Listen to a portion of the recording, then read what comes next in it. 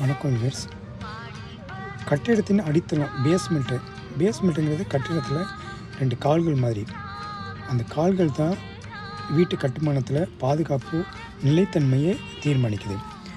பெரும்பாலும் பார்த்திங்கன்னா plinth beam முடித்தோடனேயே எல்லாருமே ஃபஸ்ட்டு அந்த காலமில் பாக்ஸ் போட்டு பேஸ்மெண்ட் வரைக்கும் ரைஸ் பண்ணிடுறாங்க. அது சரியான முறை கிடையாது. ஃபஸ்ட்டு கட்டிடத்தை பில்டு பண்ணிடுற இந்த வீடியோவில் பார்த்த மாதிரி கட்டிடத்தை பேஸ்மெண்ட் வரைக்கும் பில்ட் பண்ணிட்டு அதுக்கு பின்னாடி நம்ம அந்த காலமெல்லாம் கவர் பண்ணி பில்லரெல்லாம் கவர் பண்ணி காங்கிரீட் போட்டோம்னா அந்த காங்கிரீட்டுக்கும் ப்ளஸ் கட்டிடத்துக்கும் ஒரு பிடிமானம் இருக்கும். சரிங்களா? அப்போ தான் அந்த வெடிப்பையெல்லாம் நம்ம தவிர்க்க முடியும். அந்த காலம் காங்கிரீட் போடும்போது கவரிங் 4 பக்கமும் செக் பண்ணி போடணும். அப்போ தான் நம்ம ஷூ மாட்டி மேலே அதுக்கு மேலே காலம் ரைஸ் பண்ணுறதுக்கு உங்களுக்கு அந்த தூக்கு அந்த நேர்கோடெல்லாம் கரெக்டாக இருக்கும். இதை ஃபாலோ பண்ணுங்கள்.